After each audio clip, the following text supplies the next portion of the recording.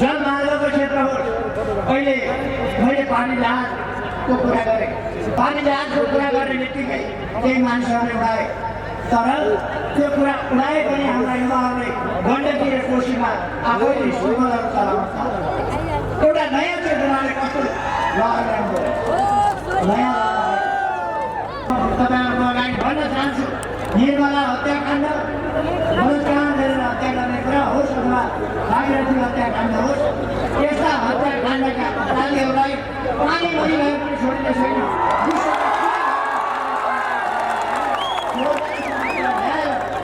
उनीहरूलाई कानुनी दायरामा राखिनेछ, कारवाही गरेर छोडिनेछ। दोषबाट अपराधबाट मुक्ति त्यो कुरा दुई दिन 4 दिन भाग्ला, 2 दिन 4 दिन उम्किएला, 1 वर्ष उम्किएला, 1 वर्ष जनाले फर्कमानको जिन्दगी बिताएर मुके पनि सजाय घट्नेवाला छैन। यो समय कुनै कट्टा हुनेवाला छैन। सूर्य चिन्ह कस्तो भन्ने, सूर्य चिन्ह कस्तो भन्ने कुरामा कुनै विवाद गर्नुपर्ने विषय हो। 47 सालमा बहुदलीय व्यवस्था आएपछि, बहुदलीय व्यवस्था ल्याइएपछि, निर्वाचन हुने भएपछि पार्टी दल दर्ता गर्न निर्वाचन आयोगमा गएर सूर्य चिन्ह दर्ता गराउने हामीले सूर्य चिन्ह दर्ता। म जुन पार्टीको अध्यक्ष छु, मैले एकपल्ट पनि जिन्दगीमा एउटा पनि निर्वाचन सूर्य चिन्हभन्दा बाहिरबाट प्रचण्ड जुन पार्टीको अध्यक्ष हुँ भनेर भन्दै हुन्छ, कोही कुन पार्टीको थाहा छ?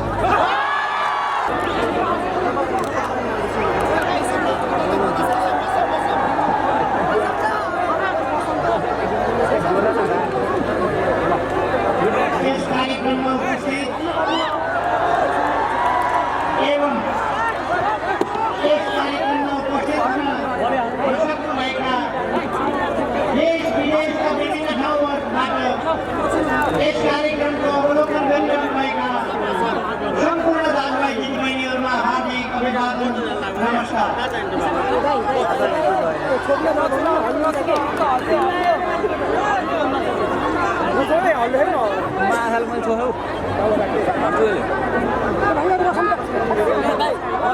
यस कार्यक्रमका अध्यक्ष महोदय,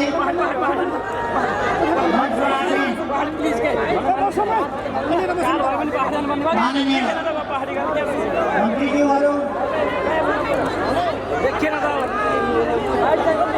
यस नगरका मेयर, प्रदेशका मन्त्रीज्यूहरू, प्रदेश सभा सदस्यहरू, अन्य तमाम जनप्रतिनिधि साथीहरू, विभिन्न सङ्घ संस्थाहरूबाट आउनुभएका साथीहरू र तमाम सञ्चारकर्मी लगायत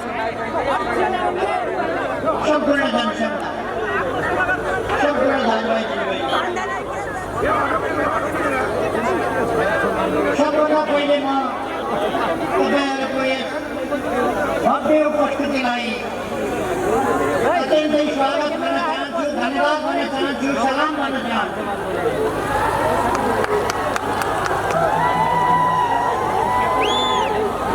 अस्ति 3 दिन अगाडि मात्रै देशभरिबाट मान्छे जम्मा गरेर अलिकति मान्छे देखेपछि मान्छे हेर्न, जनसहभागिता हेर्न, सभा हेर्न यहाँ आऊ केपी ओली भनेर मलाई केही मान्छेहरूले भनेका थिए। आज म देशभरिको होइन, यो मिनी प्रदेशको यो बुटौलमा आयोजित सभा हेर्न आउनका लागि म उहाँहरूलाई आग्रह गर्न चाहन्छु। सहभागिता कस्तो हुन्छ तपाईँहरूले यसको जवाब दिनुभयो।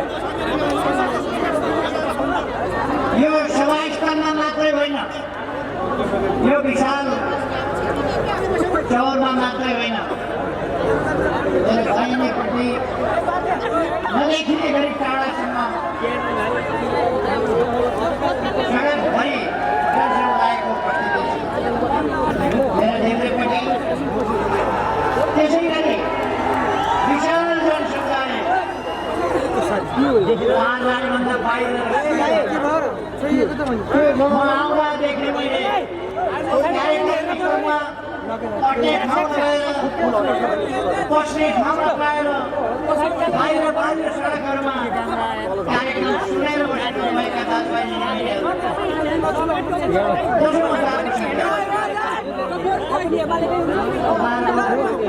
जागरणलाई सलाम भन्न चाहन्छु, यस उपस्थितिलाई सलाम भन्न चाहन्छु, यो देश चलाउने प्रतिबद्धतालाई सलाम भन्न चाहन्छु।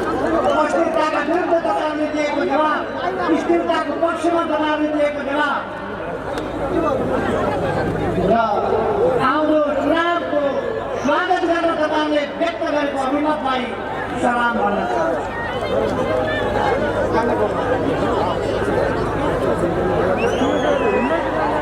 आदरणीय दाजुभाइ दिदीबहिनीहरू, आज हामी एउटा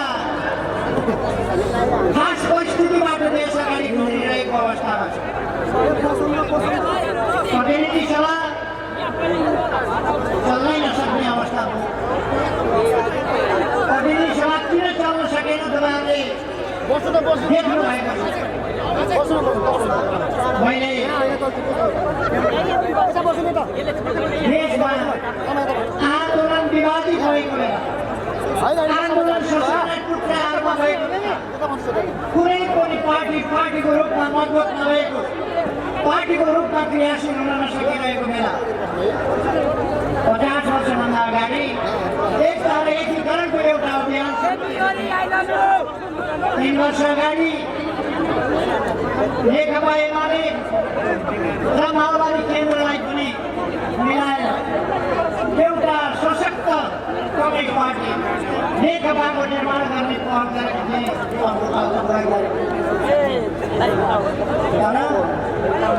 केही मानिसहरूले देश बनाउने उद्देश्य होइन, आफू बनेर उद्देश्य छोडेन।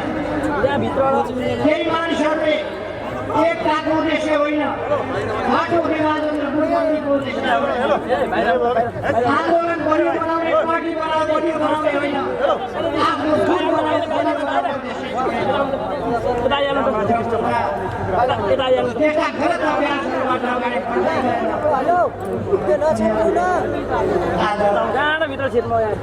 पार्टी छोड्ने स्थितिमा पुगे, पार्टी छोडेर हिँडेका छन्।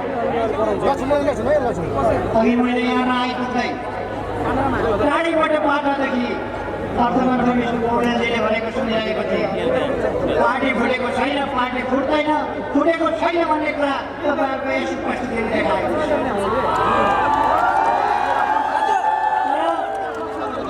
पार्टी जस्ताको जस्तै पनि छैन, पार्टीबाट केही तत्त्वहरू बाहिरिएका उद्देश्य नमिलेका तत्त्वहरू, देश बनाउने उद्देश्य नबोकेका तत्त्वहरू, समृद्धिको सपना देख्न खोज्ने, समृद्धिका प्रयासहरू अगाडि बढाउने खोज्ने, यी कुराहरूलाई अस्वीकार गर्ने तत्त्वहरू बाहिरिएर आफ्निरहेका छन्। बाहिरिएर उनीहरू आफ्नो संकीर्ण डम्फु बजाइरहेका छन्। अहिले तपाईँहरूले सुन्नुभएको छ, संसद विघटन भनेको प्रतिगमन हो अरे, चुनाव हुने भनेको प्रतिगमन हो अरे, जनताका बिचमा मतका लागि जानु, ताजा जनादेशका लागि जानु प्रतिगमन हो। त्यसो भए जनताका बिचमा जानै हुँदैन, ताजा जनादेश लिनै हुँदैन, चुनाव हुनै हुँदैन भने तपाईँहरूले कस्तो व्यवस्था ती पेश गरेर, सानगान गरेर, पार्टी फुटाएर, अरू तत्त्वसँग मिलेर कहिले कहिले त्यही भएको। 72 सालमा हामीले वामपन्थीहरूको सरकार बनायौँ, तर वामपन्थी सरकार फुटाएर दक्षिणपन्थीसँग मिलेर जाने बाटो त्यही मान्छेहरू हामीले देखेका छौँ। त्यो लोकप्रिय देशभक्त विकासतर्फ अगाडि बढेको, विकासका सपनाहरू जगाएर अगाडि बढेको सरकार हाल्ने काम आफ्नै सरकारभित्रबाट भयो, वामपन्थीहरूबाट भयो, हाम्रै पार्टीभित्रबाट। अहिले फेरि हामीले बडो मेहनतका साथ गर्व गर्न लायकको दुनियाँलाई उदाहरण बनेको परिवर्तनको बाटो कस्तो हुन्छ? सामाजिक परिवर्तन। सामाजिक परिवर्तन कसरी ल्याउन सकिन्छ? देश विकास कसरी गर्न सकिन्छ? समृद्धि कसरी हासिल गर्न सकिन्छ? सुशासन कसरी बनाउन सकिन्छ? र जनतालाई सुख कसरी दिन सकिन्छ? यस बाटोलाई समातेर दृढताका साथ गतिशील ढङ्गले प्रतिकूलताहरूको सामना गर्दै अगाडि बढिरहेको सरकार ढाल्न उहाँ लगातार गत वर्षको वैशाखदेखि उहाँहरूको प्रयास त भन्दा अगाडि तर वैशाखमा त्यो प्रयास प्रकट भयो। प्रधानमन्त्रीले राजीनामा गर्नुपर्छ भने एकैचोटि प्रधानमन्त्रीले राजीनामा गर्नुपर्छ भन्ने आवाज मैले उहाँलाई सोधेँ, प्रधानमन्त्रीले राजीनामा गर्न तयार छ भने मलाई चाहियो प्रधानमन्त्री, मलाई चाहियो। किन चाहियो? तर किन? मैले प्रधानमन्त्री देश बनाउने कुरा उहाँहरूको छैन, तर प्रधानमन्त्री अर्को आवाज उठ्यो, अध्यक्षबाट हट्नु पर्यो, अध्यक्षबाट राजीनामा गर्नु पर्यो। मैले सोधेँ किन राजीनामा गर्नु पर्यो? अर्कोले भने मलाई त अध्यक्ष आफै हो। मैले भने अध्यक्ष महाधिवेशनबाट जो हुनुपर्छ अध्यक्ष महाधिवेशनबाट हुनुहोस् न, बिचमा झगडा महाधिवेशनबाट उधारो हुँदैन, नब्दा चाहिन्छ हाताहाती। केका लागि?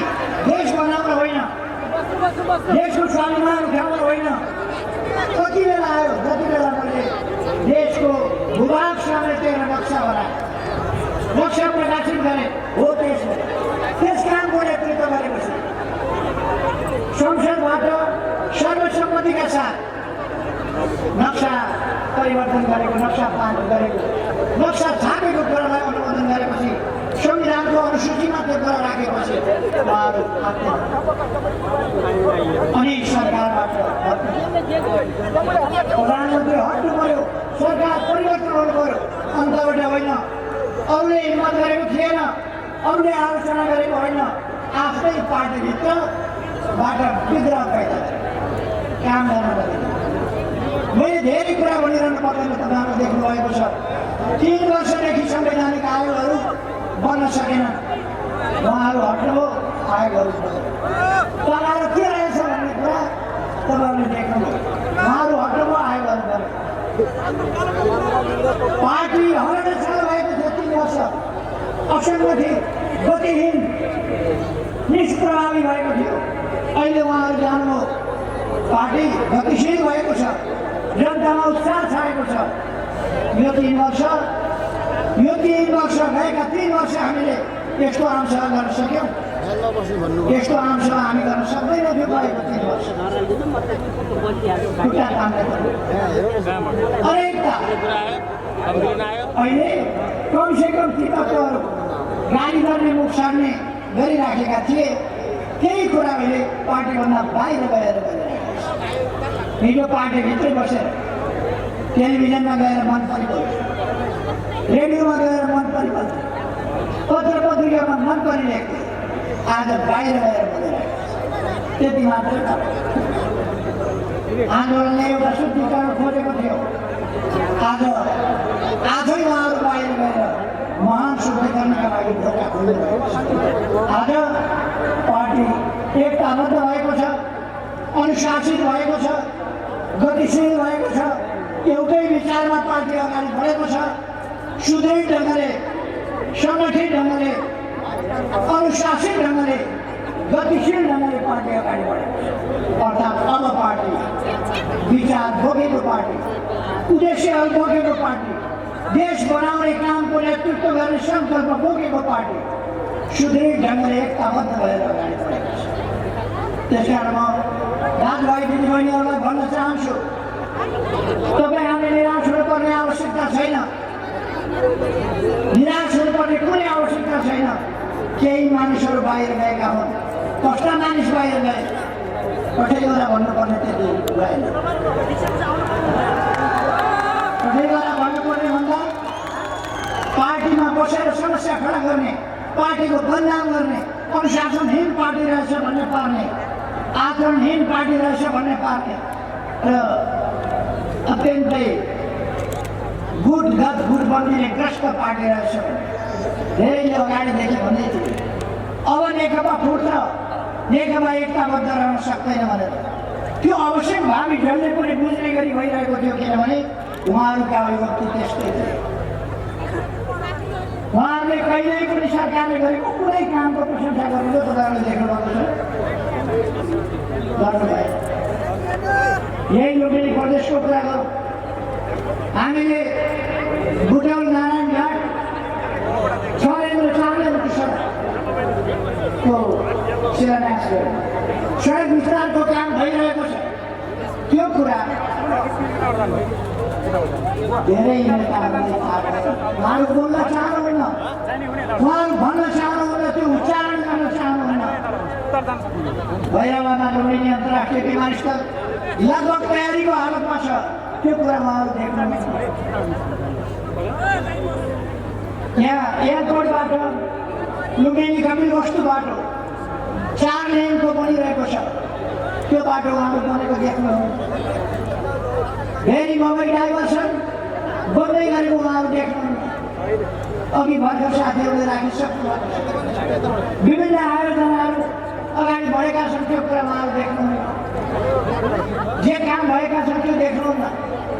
लुम्बिनीलाई हामीले नयाँ स्वरूपमा अगाडि बढाएका छौँ। 3000 को सभास्थल हामीले 3 वर्ष अगाडि तत्काल 37 दिनमा तयार गरेर सभा हलभित्र सभा अहिले 5000 क्षमताको सभा हल ध्यान केन्द्र लुम्बिनीमा निर्माण भएको छ। त्यो कुरामा देख्नुहुन्न, त्यो भन्न चाहनुहुन्न, त्यो भन्ने हिम्मत छैन, त्यति स्वीकार्ने पनि हिम्मत छैन।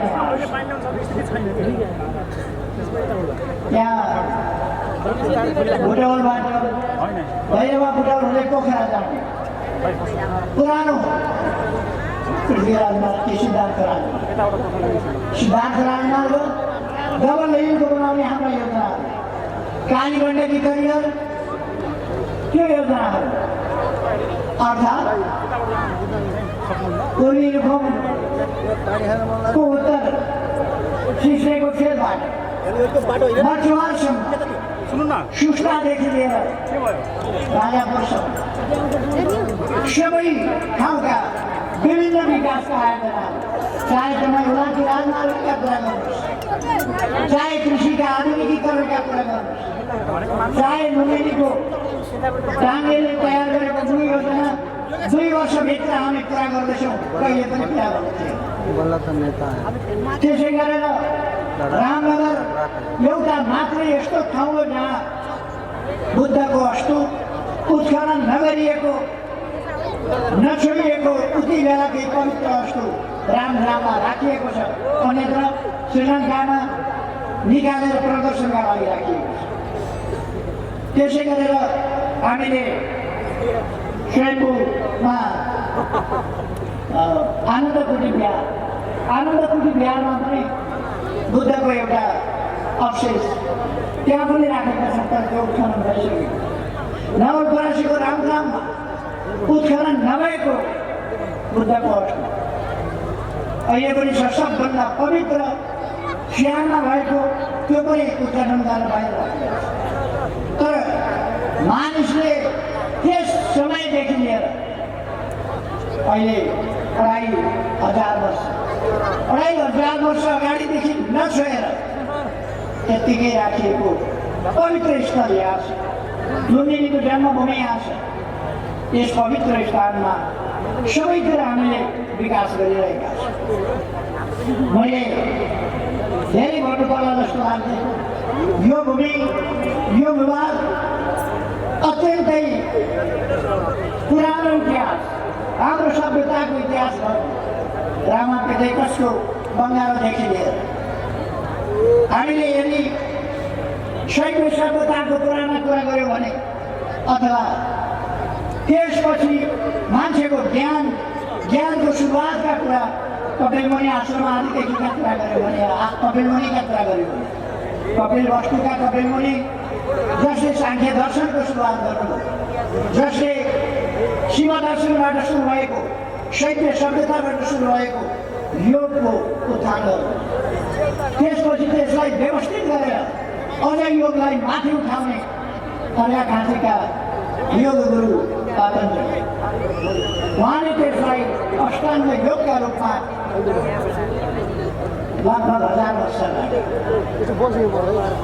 पतञ्जलिले त्यसलाई सुरु गर्यो। यो धेरै ज्ञानी ऋषि मुनिहरूको भूमि र 2600 वर्षभन्दा अगाडि बुद्धको यस प्रकारको भूमि, यस भूमिलाई अब हामी तीव्रताका साथ विकासमा लाँदैछौँ, विकास गर्दैछौँ। त्यो विकासका अनेक आयोजनाहरू अघि भर्खर मुख्यमन्त्री शङ्कर पोखरेलले भन्नुभयो, यस प्रदेशका मुख्यमन्त्री अरू मन्त्रीजीहरूले भन्नुभयो, अर्थमन्त्रीजीले त्यस विषयमा प्रकाश पार्नुभयो। वास्तवमा विकासका प्रयासहरू त्यसरी हामी अगाडि बढाइरहेका छौँ। यहाँको सिँचाइका लागि हामीले नौमुरेको उद्देश्य जलविद्युत आयोजनाबाट कपिल वस्तुको सिँचाइको कुरा गरिरहेका छौँ। त्यसै गरेर कालीबाट काली चुनावको सिँचाइको कुरा गरिरहेका छौँ। त्यसै गरेर माडी र धानको सिँचाइको कुरा गरिरहेका छौँ। माडी डाइभर्सनबाट यहाँबाट पूर्वतिर बाटो चौडा गर्ने, पूर्व पश्चिम राजमार्गलाई चौडा गर्ने काम हामीले शिलान्यास गरिसक्यौँ। अब यहाँबाट कलपुरतिर फेरि चलेन्छ। जङ्गल क्षेत्रको अलिक सानो हुन्छ र बाहिरको अलिक ठुलो हुन्छ। त्यस प्रकारले हामी निर्माण गर्ने अभियानमा अगाडि बढाइरहेका छौँ। भर्खरै मात्रै हामीले यही बुटौलबाट माथि बसन्तपुर डाँडासम्म जाने केबल कारको शिलान्यास गर्यो। 1 वर्षभित्र त्यो केबल कार तयार भइसक्छ र अर्को वर्षको फागुन 1 गते यहाँबाट हामी केबल कार चढेर बसन्तपुरको शीतल टाकरामा पुग्न सक्छ। त्यो सुविधा र त्यो पर्यटनको अवसर, त्यस्ता अनेक अवसरहरू हामीलाई प्राप्त भइरहेका छन्। हामीले अनेक क्षेत्रहरूमा विकासका कामहरू, शिक्षाका क्षेत्रका कामहरू, स्वास्थ्यका क्षेत्रका कामहरू अगाडि बढाइरहेका छौँ। म यहाँलाई भन्न चाहन्छु, देशभरि नै यसै ढङ्गले विकासका लहर हामीले लिइरहेका छौँ। हाम्रो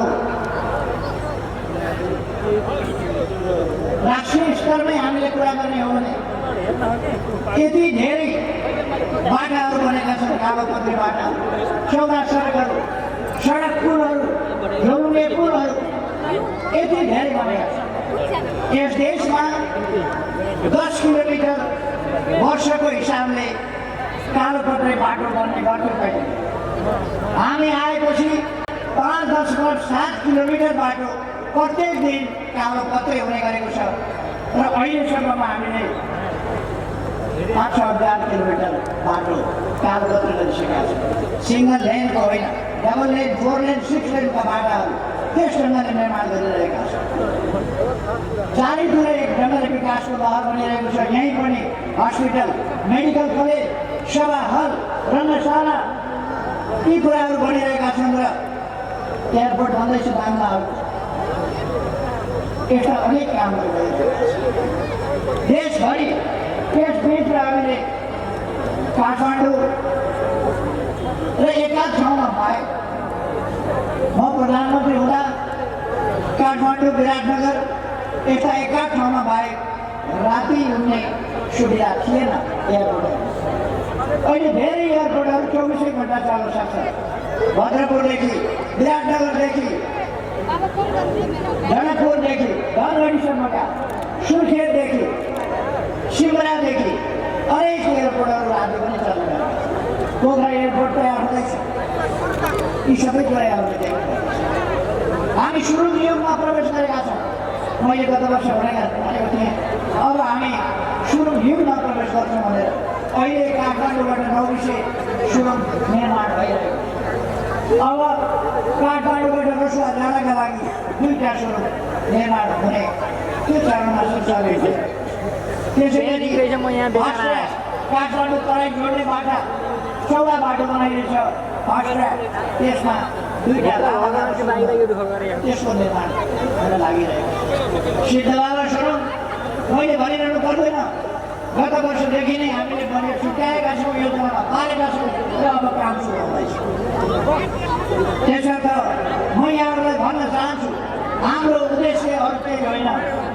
देशको विकास हुनुपर्छ, देशमा सुशासन हुनुपर्छ, शान्ति सुव्यवस्था हुनुपर्छ, भ्रष्टाचार नियन्त्रण हुनुपर्छ, त्यसको उन्मूलन हुनुपर्छ, भ्रष्टाचारी अनैतिक र अपराधीहरूलाई कारवाही हुनुपर्छ। हामी त्यस पक्षमा छौँ, त्यसका निम्ति काम गरिरहेका छौँ। हाम्रा युवाहरू विभिन्न कारणले हिजोदेखि विदेशमा लस्कर लागेर लाइन लागेर विदेश जाने रोजगारका लागि त्यो अवस्था छ। अहिले विदेश जाने युवाहरूको सङ्ख्या घट्दो छ। देशभित्र हामीले प्रधानमन्त्री रोजगारी कार्यक्रम, युवा स्वरोजगार कार्यक्रम, अरू विभिन्न प्रकारका रोजगारी कार्यक्रमहरू, गरिबी निवारणका कार्यक्रम, महिला जागरणका कार्यक्रम, महिला स्वरोजगारका कार्यक्रम, यस्ता हरेक कार्यक्रमहरू ल्याइरहेका छौँ। हामीले सडकहरूमा अलपत्र बालबालिका हुन नपरोस्, अभिभावकविहीन बालबालिका हुन नपरोस् भनेर सडकमा कोही पनि मानिस अलपत्र परेर बस्नु नपरोस्, बेसहारा भएर सडकमा अलपत्र हुन नपरोस् भनेर कसैले पनि भिख मागेर टोकरी थापेर हिँड्न पर्ने अवस्था नहोस् भनेर त्यसका लागि सरकार छ। बालबालिकाको अभिभावक जसको अभिभावक छैन त्यसको अभिभावक सरकार छ।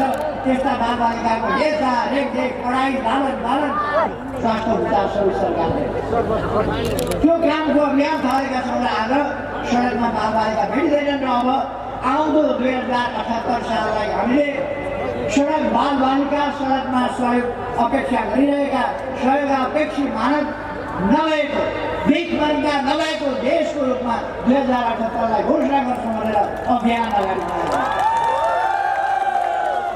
हामी विभिन्न सङ्घ संस्थाहरू, सामाजिक संस्थाहरू, परोपकारी संस्थाहरू, यस्ता संस्थाहरूसँग मानव सेवा जस्ता, मानव सेवा आश्रम जस्ता संस्थाहरू, अरू अनेक संस्थाहरू, त्यस्ताहरूसँग मिलेर यस्ता काम गरिरहेका।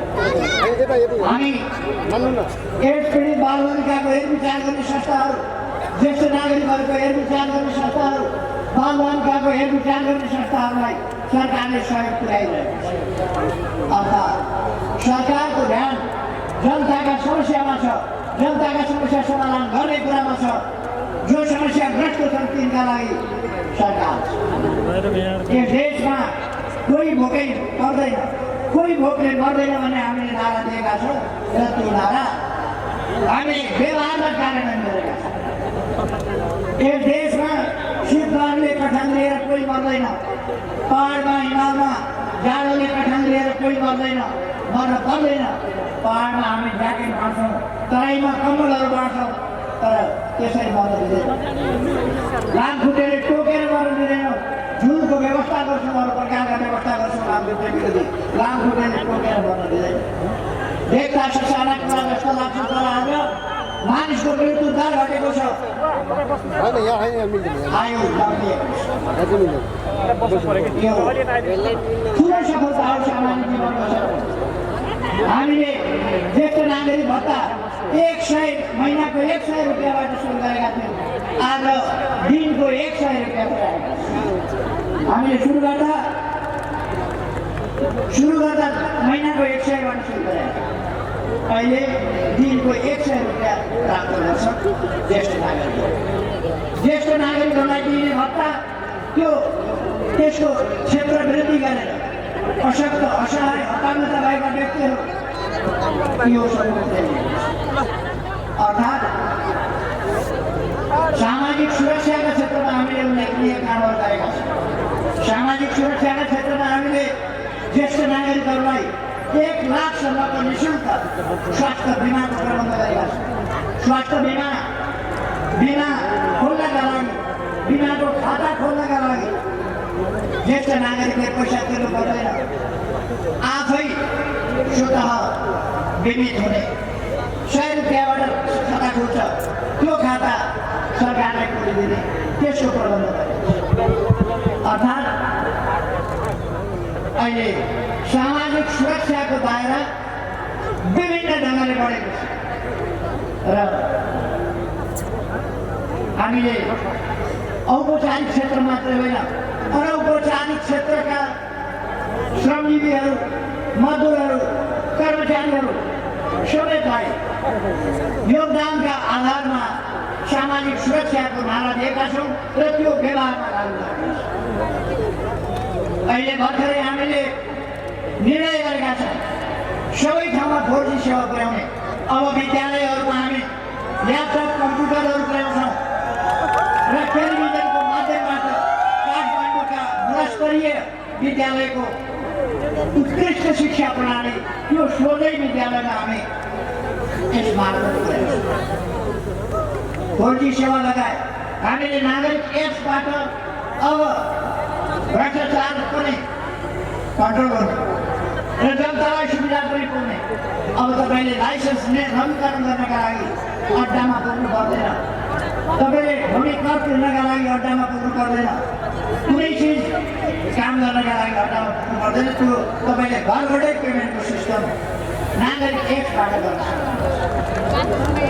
यस्तै गरेर हामीले अरू प्रकारका डिजिटल नेपालको उदाहरण लगाएका छौँ। डिजिटल नेपाललाई सार्थक पार्नका लागि अप्टिकल फाइबर उठाइरहेका छौँ। अहिले 68 जिल्लामा हामीले 4G सेवा पुर्याइसकेका छौँ। अब केही जिल्ला तुरुन्तै 4G सेवा भने नेपालमा सुनेको पनि थियो, कसैले नसुनेको कुरा हामीले सुरु गरेका छौँ। यस्ता सामाजिक सुधारका कुराहरू, जनतासँग सम्बन्धित कुराहरू, जनतालाई छुने कुराहरू, पुस्तकमा लागेको कर घटाउनु पर्यो भन्ने माग आयो, हामीले पुस्तकमा लाग्ने कर घटायो। कच्चा पदार्थ हामीले आयात गर्दा त्यसमा कर घटाउनु पर्यो भन्ने कुरा आयो, हामीले त्यसलाई घटायो। जनतालाई मर्का पर्ने, हाम्रो उत्पादनलाई असर पार्ने त्यस्ता कुराहरू हामी हुन दिँदैनौँ। हामी बिस्तारै राष्ट्रिय क्षेत्रमा रोजगारीका अवसरहरू वृद्धि गर्ने, उत्पादन वृद्धि गर्ने, उत्पादकत्व वृद्धि गर्ने, यो कृषि क्षेत्र, कृषिको आधुनिकीकरण, व्यावसायिकीकरण मार्फत म जो किसानहरू नयाँ ढङ्गले, रचनात्मक ढङ्गले विभिन्न आधुनिक कृषि प्रणालीमा आबद्ध हुँदै हुनुहुन्छ, सुरुवात गर्दै हुनुहुन्छ, तरकारी खेती होस्, फलफुल खेती होस्, दामी बोट बिरुवाहरू हुन् अथवा अरू प्रकारका फलफुल खेतीहरू हुन्, यी कुराहरूका लागि म उहाँहरूलाई धन्यवाद भन्न चाहन्छु। उहाँले नयाँ ढङ्गले खेती गर्न चाहिरहेको छ, नयाँ ढङ्गले खेती अगाडि बढाइरहेको छ। हामी सबै मिलेर हामीले हाम्रो देश बनाउने हो। हामी पूर्वाधारका क्षेत्रमा, हवाई यातायातको क्षेत्र होस्, बाटाको क्षेत्र होस्, जलमार्गको क्षेत्र होस्, अहिले मैले पानी जहाजको कुरा गरेँ। पानी जहाजको कुरा गर्ने बित्तिकै केही मान्छेहरूले उडाए, तर त्यो कुरा उडाए पनि हाम्रा युवाहरूले गण्डकी र कोशीमा आफैले स्टिमरहरू चलाउन थाले। एउटा नयाँ चेतनाले कस्तो लहर ल्याउँदो नयाँ आज देशमा केही ठाउँमा सुनिन्छ धेरै डोजर चले, धेरै बाटा चले, अलिक बढी पनि खोलियो होला, बढी पनि खोतलियो होला, तर एउटा विकासका लागि बाटा आवश्यक छ भन्ने चेतना मानिसमा पुग्यो र बाटा निर्माण, सडकहरूको निर्माण, पुलहरूको निर्माणमा यति ऐतिहासिक तीव्रता आएको छ, त्यो मैले धेरै गर्नु पर्दैन। बाँकी विकास निर्माणको सम्बन्धमा हामीले यी 3 वर्षमा के गर्यौँ? पर्सि 3 गते 11 बजेबाट लगभग 11 बजेदेखि मैले सिंहदरबारबाट 3 वर्षका कामहरूको समीक्षा गर्दैछु। साथीहरूले प्रत्यक्ष प्रसारण सक्नुहुनेछ। हामीले 3 वर्ष हामी चुप लागेर बसेका छैनौँ। हाम्रा विरोधी यत्तिकै आत्तिएका होइनन्, यत्तिकै अड्ड लागेका होइनन्। अहिले उनीहरू यति छटपटाउनु पर्ने कारण यत्तिकै होइन, हामीले असाधारण विकास गरेका छौँ र उनीहरूले के सोचे भने यदि अहिले नै हामीलाई हटाइएन भने अरू केही वर्ष, सामान्यतया अरू 1.5 वर्ष सरकार चल्छ, अरू 1.5 वर्ष यो सरकार चल्यो भने फेरि जनताका बिचमा जाँदा अरूका बाकस रित्तै हुन्छन्, खालि नेकपाको बाकस मात्रै हुन्छ। त्यसकारण अहिले नै सरकार लानुपर्छ भन्ने देशी विदेशी प्रतिक्रियावादी षड्यन्त्रहरू अहिले यसरी डुब्लीमा आयो। यत्तिकै होइन, खालि अनुहार नराम्रो लागेर मात्रै होइन, कामसँग डराएर हामी कहिल्यै विषय निभाउन जान्दैनौँ। हाम्रो राष्ट्रियताको पक्षमा, स्वाधीनताको पक्षमा, समान हक अधिकार अन्तर्राष्ट्रिय तहमा पनि हामीले भन्यौँ। हामीले विशेष ढङ्गले हाम्रो देशको तटस्थ परराष्ट्र नीति, स्वाभिमानपूर्ण परराष्ट्र नीति, यी कुरा हाम्रो अगाडि बढायौँ। संयुक्त राष्ट्र सङ्घदेखि लिएर अन्तर्राष्ट्रिय विभिन्न मञ्चहरूमा हामीले नेपालको दृष्टिकोण के हो भन्ने कुरा बडो ठुलो दृढतापूर्वक स्वाभिमानका साथ त्यस कुराले हामी दुनियाँमा विश्वमा चिन्न थालेका छौँ, सुनिन थालेका छौँ र हामी प्रति मानिसको ध्यान आकर्षित हुन्छ। पहिले नेपाललाई अन्तर्राष्ट्रिय मञ्चहरूमा साधारणतया बोलाउने छ, अहिले नेपालको उपस्थिति अन्तर्राष्ट्रिय मञ्चहरूमा एउटा आवश्यकता भयो। दाभोसमा पहिलोपल्ट नेपालले प्रधानमन्त्री स्तरबाट निम्ता पायो, सहभागिता जनायो र त्यहाँ G20 को मिटिङ, G20 भनेका विश्वका अर्थतन्त्रलाई प्रभावित गर्ने ठुला धनी विश्वका देशहरूको सङ्गठन। त्यो G20 को मिटिङमा नेपालको प्रधानमन्त्रीलाई पनि आमन्त्रण गरियो र त्यहाँ आफ्ना विचार राख्नु। किनभने हामीले हाम्रो आर्थिक विकास वृद्धि दरलाई, उत्पादन वृद्धि दरलाई, राष्ट्रिय आय वृद्धि दरलाई 7% माथिका दरले अगाडि बढाएर तीव्र गतिले अगाडि बढाउने अभियानलाई त्यसकारण यो नमुनाको रूपमा छ। हामीले 72 साल वैशाख 12 गते भूकम्प आयो, 13 गते, 15 गते, 25 गते, 19 गते, विभिन्न दिनहरूमा 29 गते लगातार पराक्रमहरू हुँदा गए, विध्वंस भयो, 9 लाख घर भत्किए, हजारौँ विद्यालय, अस्पताल, विश्वविद्यालय, कलेज, क्याम्पस, सरकारी भवनहरू, सेना ट्राफिकका सबै भवनहरू धेरै ठुलो सङ्ख्यामा बर्बाद भयो, 9,000 जनाको ज्यान गयो। त्यसको अवस्थामा यो अहिले मैले प्रधानमन्त्री हुने बित्तिकै पुनर्निर्माणको काम, ऐन कानुनदेखि लिएर पुनर्निर्माण कम्पनीको प्राधिकरण गठन गरेर काम अगाडि बढाएका छौँ। अहिलेसम्ममा मैले सिंहदरबार पुनर्निर्माणको काम 4 भागमध्ये 3 भाग तयार भइसकेको हिजो मैले अवलोकन गरेँ। 21औं तला धरान भइसकेको अवस्था मैले हेरेँ। 1 महिनापछि धराना निर्माणको काम पुरा हुँदैछ, अगाडि गार्डनहरूको काम तर अब 1 महिनामा धराना निर्माण कार्य काठमाडौँमा 3000 अट्ने निर्माण, सहरका बाटोहरू चल्दा सफा र सौन्दर्यकरण व्यापक रूपमा भएको छ। मैले धेरै भन्नु पर्दैन, अघि नै भने मैले पर्सि फागुन 3 गते मैले प्रधानमन्त्रीको पद ग्रहण गरेको, दोस्रो पटक पद ग्रहण गरेको पुरा भयो। त्यस सन्दर्भमा पर्सि म प्रेस कन्फरेन्स गर्दैछु, त्यसबाट सम्पूर्ण त कसरी भेटिन्छ धेरै कुराहरू, तर केही मोटामोटी रूपमा महत्त्वपूर्ण कुराहरू साथमा छन्। पर्सि मैले यहाँबाट बोले जस्तै हो, साथीहरूले घर घरबाट आफ्नो आफ्नो मोबाइलबाट फेसबुकबाट सबैतिर हेर्न सक्नुहुन्छ। म भन्न चाहन्छु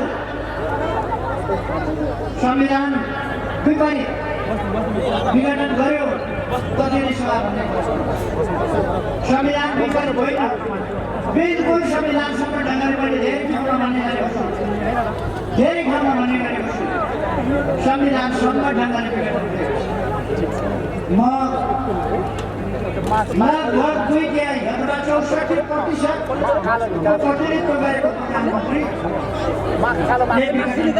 अर्को कुनै मलाई चलाउन नदिएपछि मैले चलाउन नसक्ने अवस्था भएपछि र देश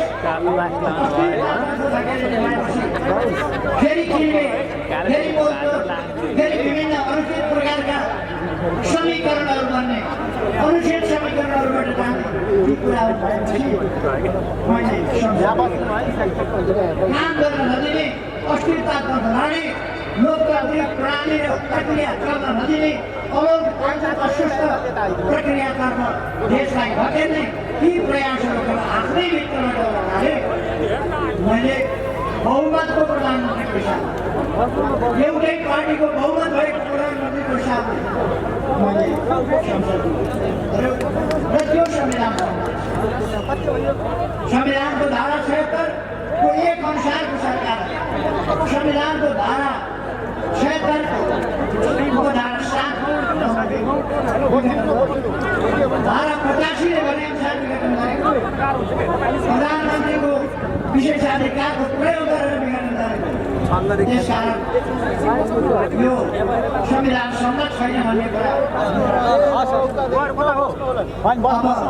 अदालतलाई जवाब दिने अनेक प्रकारका कामहरू रहेका छन्। भन्न चाहन्छु देशलाई अस्थिरतातर्फ अदालतले फर्काउने छैन, अस्थिरतातर्फ देशलाई फर्किन। अब कुनै पार्टीको बहुमत रहँदैन यसपछि, यदि संसद पुनर्स्थापना भयो भने कुनै पार्टीको बहुमत रहन्छ, हराएपछि अनि अनुचित समीकरण सुरु हुने 1.5 वर्षमा लोकतन्त्रको हुर्बत लिने काम हुन्छ। त्यसकारण अब अल्मलिने कुरा होइन, सोझै जनतामा जनादेशका लागि जानुपर्छ। यदि कसैलाई आफू लोकप्रिय छौँ भन्ने लागेको छ भने ठिक छ, लोकप्रिय छौँ भन्ने लागेको छ भने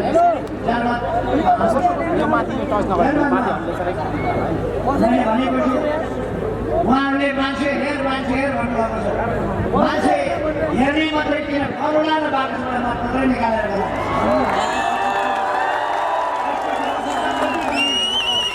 मतदान बढी गर्नुला, मतदान बढी हेर्नुला, कसले कति प्रत्यक्षमा ल्याउँछ म भन्न चाहन्छु उहाँलाई। मैले भनेको छु 50 लाख हामी समानुपातिक मत घटाएर देखाउन सक्यो म 50 लाख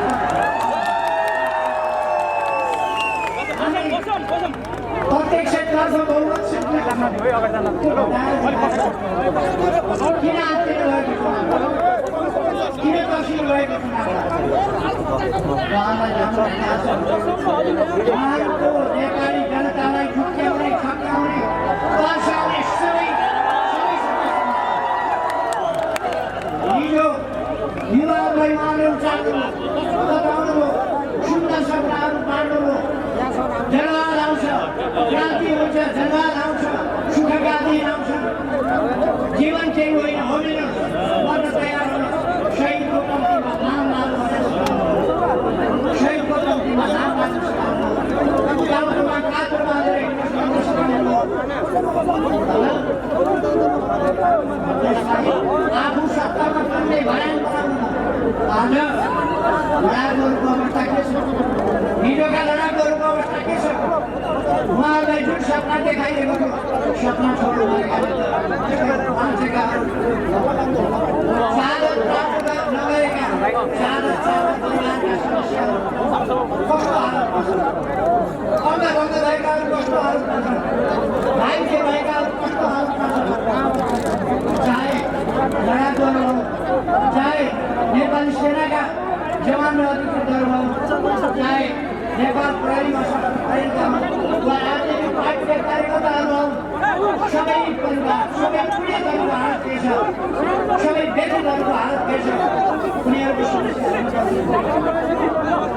त्यसै कारण मैले भनेको हिजो प्रचण्डले उठालेर झुटा सपना बाँडेर कतिलाई मराए, कतिलाई अङ्गभङ्ग गराए, कतिलाई विधवा बनाए, कतिलाई टुरा टुरी बनाए। त्यो सबैको व्यवस्था अहिलेको सरकारले गर्छ भनेर भाइहरूलाई, बुढाहरूलाई, पीडितहरूलाई सबै प्रकारका पीडितलाई हामी सम्मान र सम्मान शरीरमा गोली बोकेकाहरू घाइतेर बाङ्गाहरूको उनीहरूको उपचार गराउँछौँ र अरू व्यवस्था त्यस्ता परिवारका एक सदस्यलाई कमसे कम रोजगारी योग्यताअनुसार राजनीतिक नियुक्ति जस्ता कुराहरूमा योग्यता अनुसार उहाँलाई राजनीतिक नियुक्ति प्राप्त गर्ने कुरामा हामीले यी कुराहरू राखेका उहाँहरू आफै रहेको छ। एकजनाले भनेछ आँसु खसाउनु पर्दैन, तपाईँहरू त कसैको पीडामा आँसु खसाउँदै खसाउनु, कसैको पीडामा आँसु खसाउनु, तर हामीले आँसु खसाउनुपर्छ जनताको पीडामा, जनताको पीडा हटाउनुपर्छ र जनताको सेवा गर्नुपर्छ। त्यसै कारण हामीले समृद्ध नेपाल, सुखी नेपाली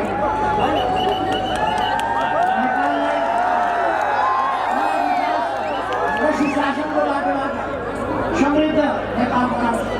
समृद्ध नेपाल मात्रै होइन, समृद्धि मात्रै भएर हामी नेपाललाई सुखी नेपाल। यस अभियानमा जुट्न, यस अभियानमा दृढताका साथ, विश्वासका साथ, आत्मविश्वासका साथ अगाडि बढ्नु म सम्पूर्ण भागीदारको विकासका काममा जुट्नका लागि युवाहरूलाई म आग्रह गर्न चाहन्छु।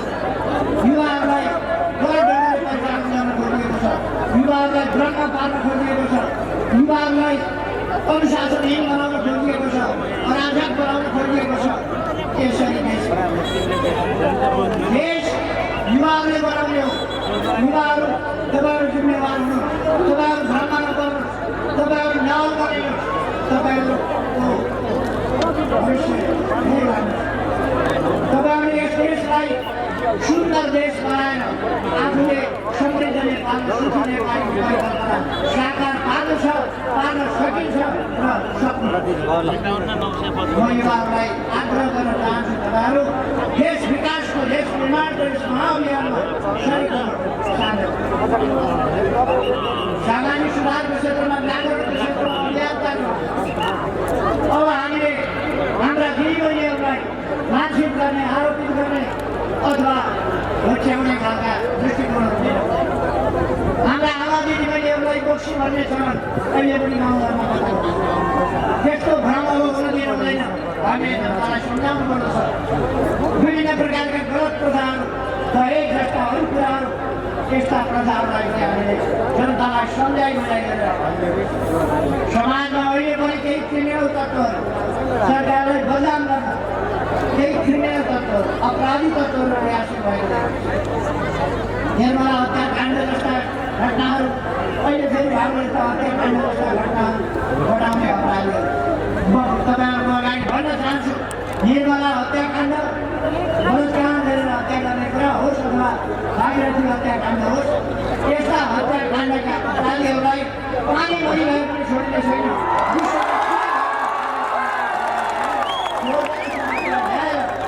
उनीहरूलाई कानुनी दायरामा राखिनेछ, कारवाही गरेर छोडिनेछ।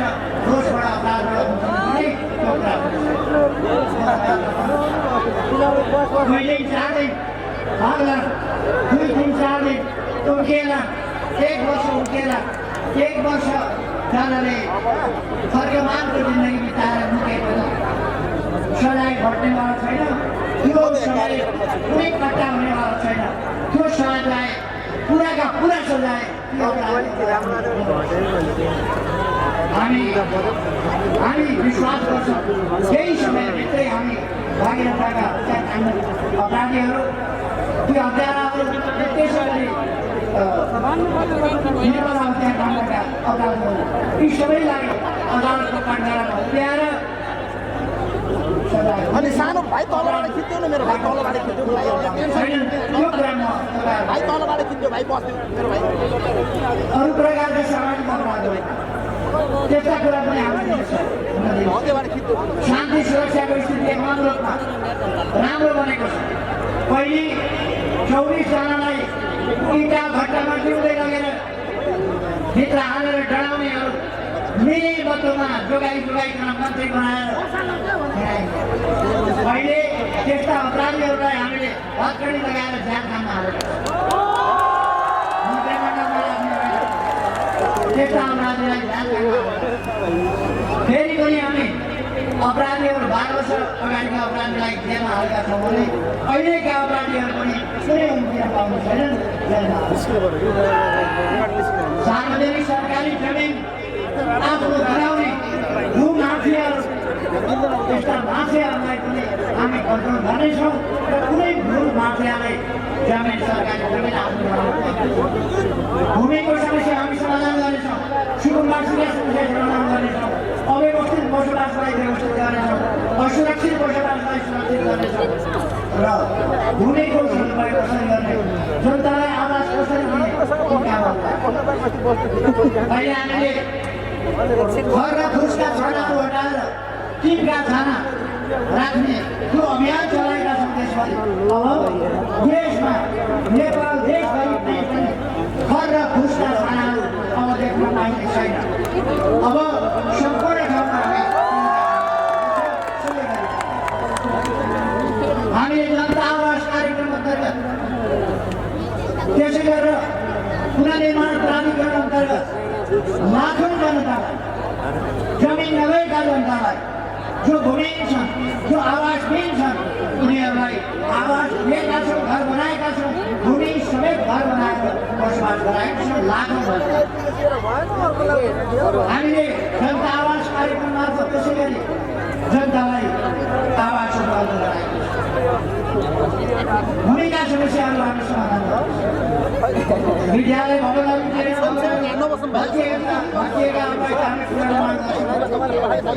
पुराना भएका भक्तिले लागेका त्यस्ता विद्यालय भवनहरू क्याम्पस भवनहरू तिनीहरू पनि हामी एकै दिन स्वास्थ्य क्षेत्रमा भन्यो भने ऐतिहासिक रेकर्ड एकै दिन हामीले 309 वटा अस्पतालहरू एकै दिन शिलान्यास सायद दुनियाँका ठुला ठुला देशहरूमा पनि एकै दिन 309 वटा अस्पताल शिलान्यास गरिएको छैन। हामीले अस्ति भर्खरै 309 वटा अस्पताल एकै दिन शिलान्यास अथवा स्वास्थ्य क्षेत्रलाई हामीले कति महत्त्व दिएका छौँ, जनताको स्वास्थ्यलाई कति महत्त्व दिएका छौँ भन्ने कुरा यस कुरा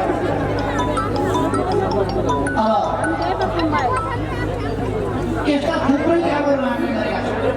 कोभिड-19 विश्वव्यापी रूपमा नेपालमा मात्रै होइन विश्वव्यापी रूपमा कोभिड-19 आयो।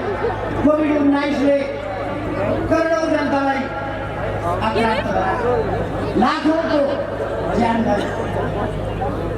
नेपालमा पनि कोभिड-19 आयो तर त्यसलाई हामीले अत्यन्तै सावधानी साथ सुरुदेखि नियन्त्रण गर्यो।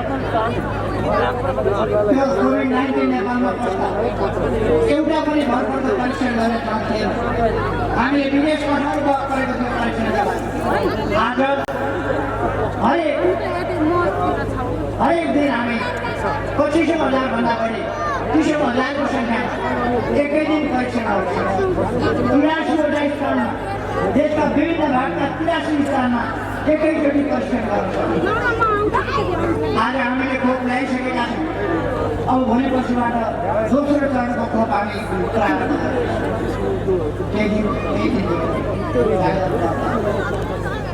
पहिलो खोप 14 गते त्यसको 28 दिन पुगेपछि 14 गते त्यसबाट हामी दोस्रो चरणको खोप सुरु गर्दैछौँ। भारत र चीनबाट हामी नयाँ खोपहरू ल्याउँदैछौँ। यही अनुदानमा केही किनेर केही कोभ्याक्स अन्तर्गत निःशुल्क रूपमा त्यो पनि ल्याउँदैछौँ। अब कोभिडलाई पनि हामी नियन्त्रण गर्दै जान्छौँ।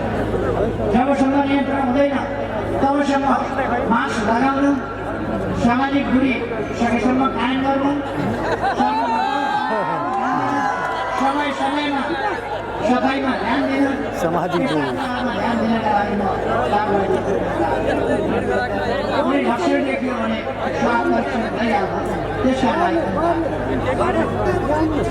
यस प्रदेशको विकासको सन्दर्भमा मैले धेरै केही भनिरहनु पर्ला जस्तो लाग्छ हामी चुनावदेखि लिएर अनेक नदी नियन्त्रणका कामहरू यी कामहरू गरिरहेका छौँ अगाडि बढाउँदैछु मैले धेरै समय लिइरहनु आवश्यक छ जस्तो लाग्दैन तपाईँहरूले यी सबै कुरा मैले भनेका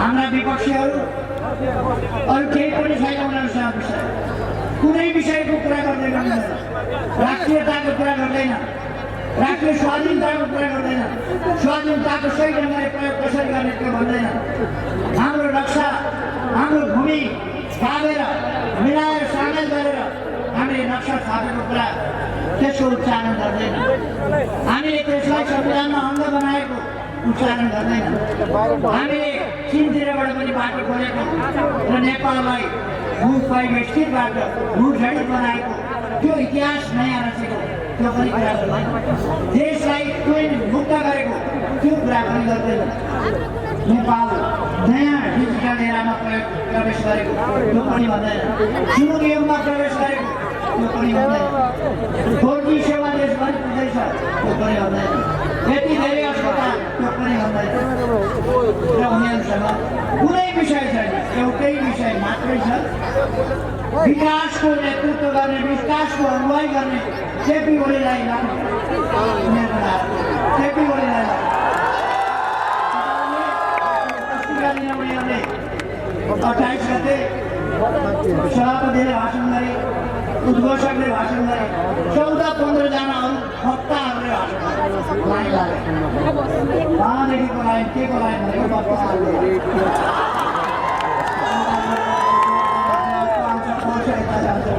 विषय के छ गाली पुराण खण्ड 1 गाली पुराण खण्ड 2 गाली पुराण खण्ड 3 17वटा गाली पुराणका खण्ड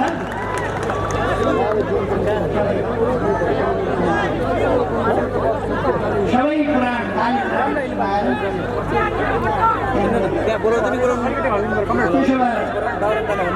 हामीलाई उनीहरूसँग प्रतिस्पर्धा गर्नु छ उनीहरूसँग हाम्रो प्रतिस्पर्धा गर्न उनीहरूसँग हाम्रो उद्देश्य मिल्दैन उनीहरूसँग हाम्रो विचार मिल्दैन उनीहरू शासन सत्ता कब्जा गर्न चाहन्छन् आफू आफन्त आफ्ना परिवार त्यसको कल्याण गर्न चाहन्छन् हामी देश राम्रो छ देशको भलो गर्न चाहन्छौँ जनताको भलो गर्न चाहन्छौँ विकास गर्न चाहन्छौँ सुशासन ल्याउन चाहन्छौँ रोजगारको अवसर सृजना गर्न चाहन्छौँ हाम्रा युवालाई यही देशमा राखेर यही देशको उन्नतिमा लगाउन चाहन्छौँ हाम्रा बालबालिकालाई राम्रो शिक्षा दिन चाहन्छौँ हाम्रा जनतालाई स्वस्थ निरोगी बनाउन चाहन्छौँ रोग लागिहाल्ने अस्पताल उपचारको प्रबन्ध गराउन चाहन्छौँ समृद्ध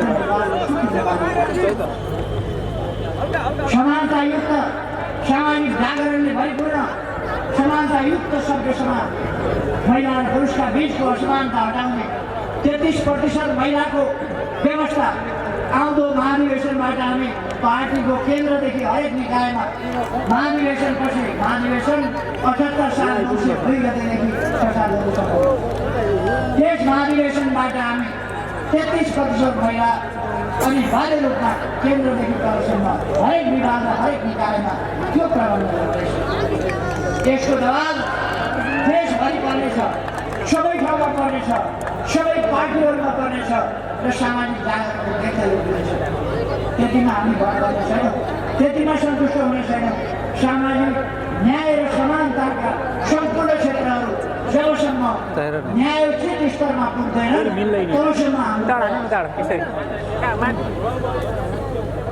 तपाईँहरूको विकासको आकाङ्क्षा तपाईँहरूका विकासका चाहनाहरू प्रयासहरू सफलतापूर्वक अगाडि बढौँ भन्ने म शुभकामना भन्न चाहन्छु यस प्रदेशको विकासको लागि यस प्रदेशको सफलताको लागि यस प्रदेशको उन्नतिको लागि हार्दिक शुभकामना तपाईँहरूमा सबैमा सुस्वास्थ्य रहोस् सबैमा भरोस गर्ने शुभकामना दिन चाहन्छु।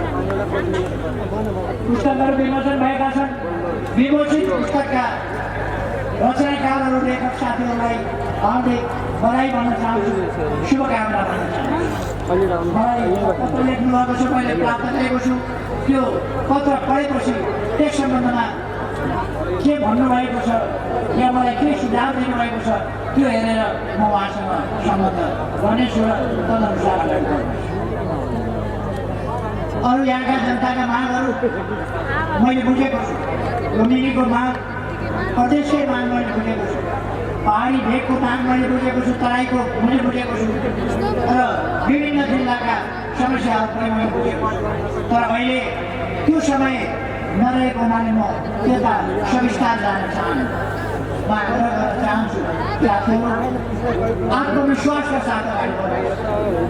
वैशाख 17 गते शुक्रबार पहिलो चरणको निर्वाचन हुन्छ र दोस्रो चरणको निर्वाचन 2017 साल वैशाख 27 गते सोमबार हुन्छ।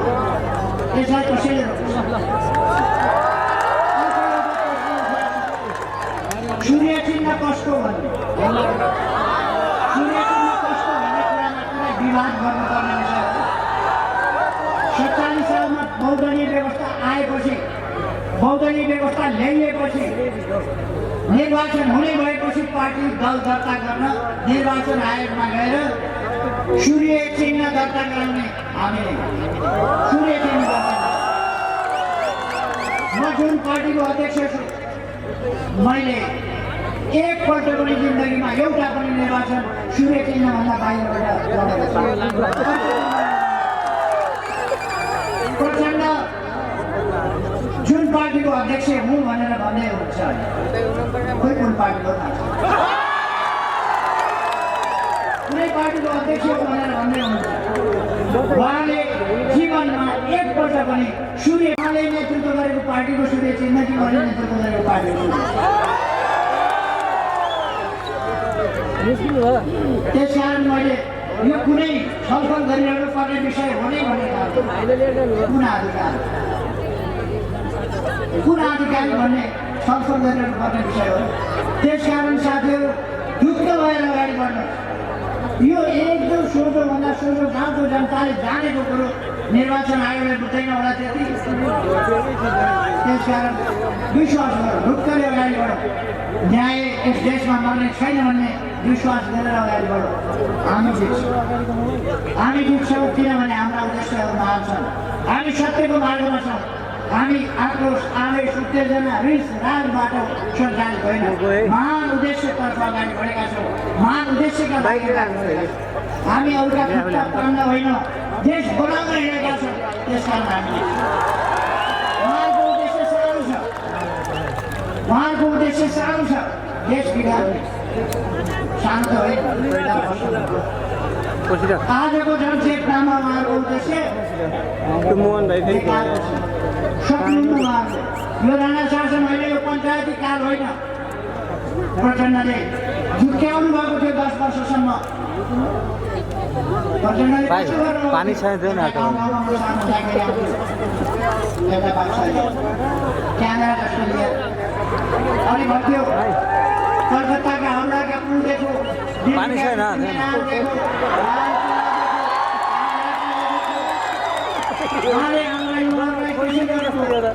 क्रान्तिका सपना देखो, परिवर्तनका सपना देखो, समाजवादका सपना देखो। मैले 10 पैसा अब त्यो जमाना उहाँको गयो। उहाँले लाल किल्ला र कुतुब मिनार देखाउने, हावडाका पुल र ताजमहल आग्राको देखाउने त्यो सबै गयो। उहाँले जुन 10 पैसा पचाउनु 10 वर्षसम्म पचाउने सबै गयो। नगरिकन अगाडि बढौँ। म साथीहरूलाई आह्वान गर्न चाहन्छु, यस भव्य समारोहको आयोजनको लागि आयोजक साथीहरूलाई म धेरै धेरै धन्यवाद दिन चाहन्छु र सबै सहभागी साथीहरूलाई तपाईँहरूको यस चेतनालाई फेरि एकपल्ट सलाम गर्दै यहाँहरू सबैमा शुभकामना गर्दै आफ्नो